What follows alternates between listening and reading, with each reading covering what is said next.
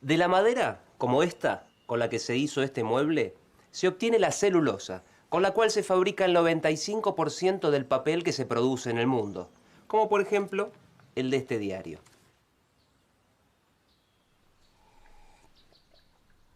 El agua es uno de los componentes principales de la madera verde. Otro, en menor medida, es la lignina, que se utiliza en fármacos veterinarios y además parece tener un gran futuro en la producción de plásticos biodegradables. Además, la madera es lo que le da calidez y confortabilidad a este espacio. Pero, ¿qué es la madera? La madera es un material biológico de origen vegetal, que constituye la parte sólida de árboles y de arbustos y que está recubierta por la corteza. En general, para obtenerla se utilizan los troncos, pero también ramas y raíces. La madera de los troncos puede emplearse en forma de láminas, chapas finas, triturada en tableros y como macizo para obras de construcción y carpintería. También la aprovecha la industria química, en especial para la obtención de celulosa, nitrocelulosa, aceites y ácidos. La madera de ramas y de raíces se utiliza para obras finas de carpintería o triturada para la obtención de alguna resina o la elaboración de medicamentos regionales. Su función en el árbol es de sostén y transporte del agua y las sustancias nutritivas del suelo hacia las hojas. La madera del tronco da soporte a las ramas que forman la copa y fija las sustancias de reserva, almacenando los productos transformados en las hojas.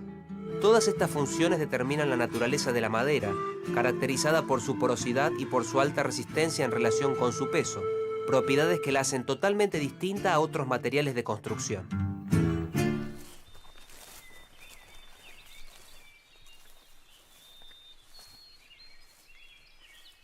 Según una milenaria leyenda oriental, cada día nacen tantos árboles como personas hayan muerto. Según la mitología maya, el dios creador probó con unas pocas sustancias para dar vida al hombre. Entre estas, la madera de los árboles.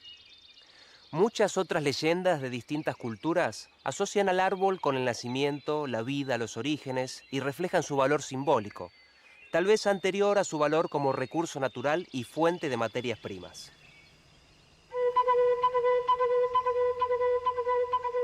El árbol puede crecer aislado o en forma colectiva y de esta manera genera la formación de bosques y selvas. En su estado natural, el bosque permanece en condiciones autorreguladas durante largos periodos de tiempo. Los bosques pueden ser generados por el hombre o implantados, con especies nativas o exóticas, con estrategias de planificación volcadas hacia fines económicos, sociales o ambientales. En el primer caso, el bosque o la selva se convierten en una explotación forestal de especies proveedoras de madera, destinada a cubrir necesidades industriales. Tanto los bosques nativos como los implantados pueden ser homogéneos, es decir, de una sola especie, como las plantaciones de eucaliptos, o heterogéneos, como la selva subtropical. La legislación para la explotación forestal de bosques nativos tiene por objeto erradicar la cultura extractiva, sin planificación, para reemplazarla por una explotación planificada, que persigue la sustentabilidad del bosque y sus características económicas en el tiempo con el menor impacto ambiental posible.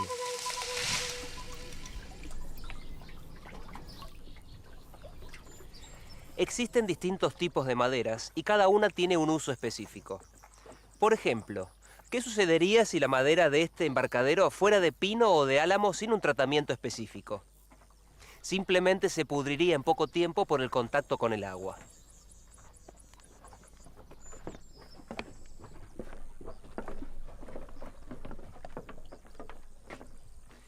En cambio, hay maderas que naturalmente se mantienen en perfecto estado durante cientos de años, incluso sumergidas, como el roble, el lapacho, el anchico y el quebracho. Y hoy, con ayuda de la tecnología y de sustancias químicas, maderas no resistentes al agua ya son utilizadas, como es el caso de la madera de pinos. Pero las variables para considerar son muchas más. Tenemos que conocer propiedades, composición, costos y, por supuesto, comenzar por la forma en que se genera la madera. En nuestras latitudes, el mayor crecimiento del árbol se produce desde la primavera hasta fines del verano o del otoño y disminuye en los meses de invierno. El crecimiento en longitud es primario, comienza con la gemación de los brotes extremos del tronco, de las ramas y de las ramificaciones.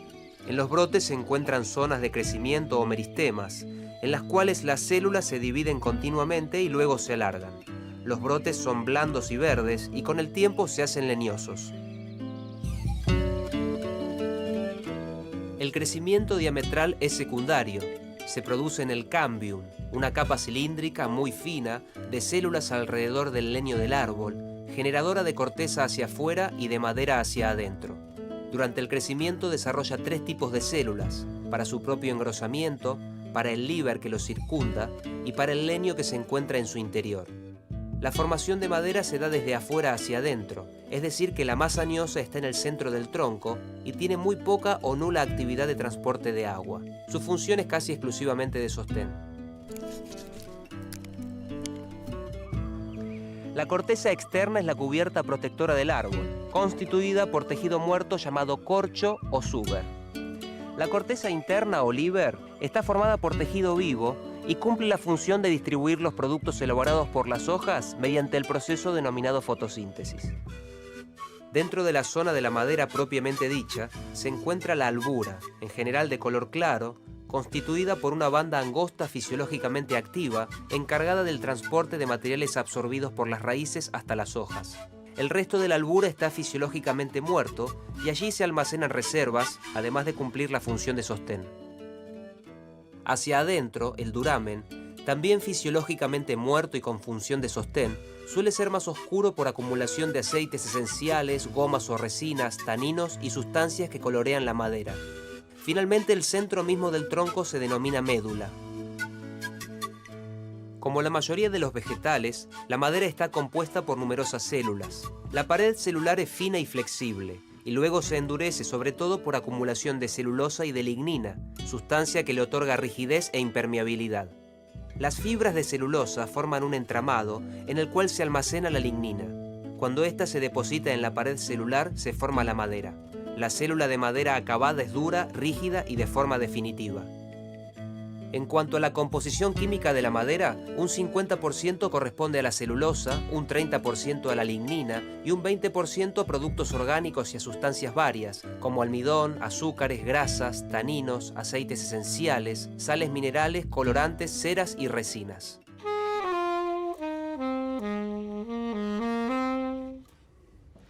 Madera se denomina a uno de los grupos de instrumentos que componen una orquesta, aunque no todos estén fabricados con ese material. Pero ¿qué relación tiene la madera con la calidad del sonido de un instrumento o con la acústica de un teatro?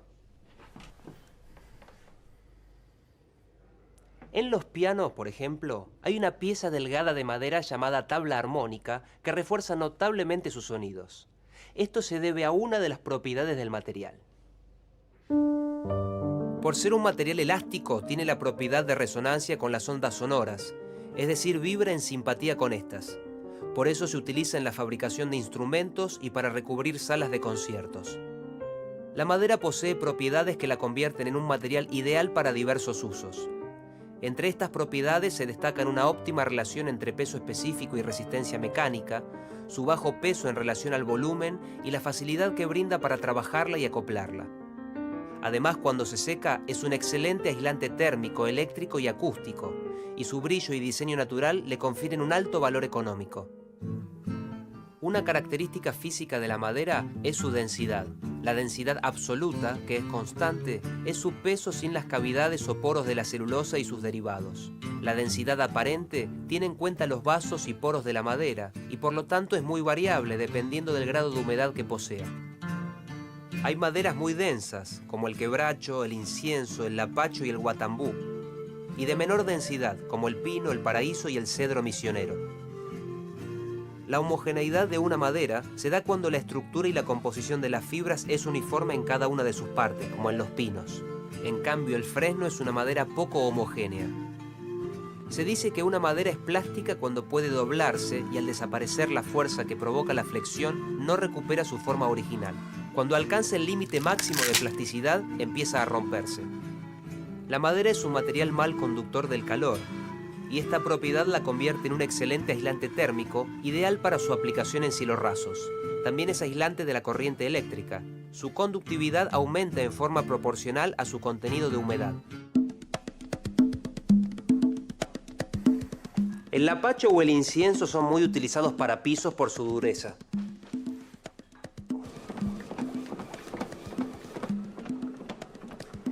El lapacho negro es perfecto para estantes de bibliotecas o barras de armarios por su resistencia. Y el eucalipto y el fresno son ideales para producir artículos deportivos por su elasticidad. Son 3 propiedades de la madera que explican muchas cosas acerca de sus usos. La dureza de la madera radica en su resistencia a la penetración de cuerpos extraños en su superficie o contra la abrasión. La mora amarilla, el lapacho y el incienso son muy utilizados para pisos por poseer esta característica. Se entiende como resistencia de la madera aquella que ofrece la madera frente a la actuación de fuerzas externas. La resistencia a la tracción es el esfuerzo que soporta antes de desgarrarse y es muy importante en el caso de su uso en elementos exteriores, como columnas y vigas.